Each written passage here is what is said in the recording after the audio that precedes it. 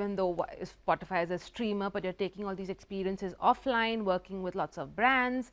And then, of course, you have this iconic property that you do every year, which is the rap. And tell me a little bit about the genesis of that as well, but how has it fared for the India market? And again, that point about Indianization of your strategies.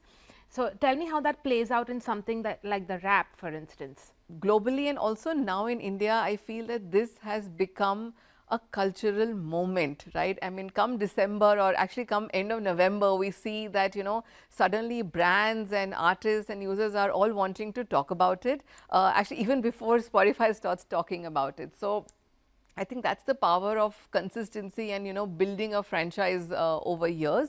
I think talking about, you know, genesis of how Wrapped came about, I think it's really about... It's rooted in data, right? It's rooted in data, right? I think it's a marriage of two things, Delshad. One, I think Spotify is sitting on very, very rich data, right? So it is using that data, but it is also very deep rooted in the consumer insight of how users enjoy this whole look back culture, right? We always like looking at, hey, how the year was, looking at, you know, past photographs, hey, what happened then. So it is really about a marriage of look back culture and marrying that with such rich data.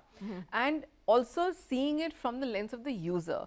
So if you, I mean, if you've, you know, tracked Wrapped, it's not really about Spotify putting out great, you know, creative assets. It is about millions and millions of users sharing how they have consumed, you know, music through the year. So I think it's about users, artists, and, you know, millions of other, you know, sort of including other brands. Including other, I mean, this year I was really like, you know, there was so always glad that question whether it's organic or inorganic when this other year brands come on board. I can say all organic. I mean, we saw so many brands just latched onto it organically. We saw civic bodies, you know, latch onto it organically. Political parties, you know, following the format and the template of Wrapped, talking about it. So it's really become that lingo and language.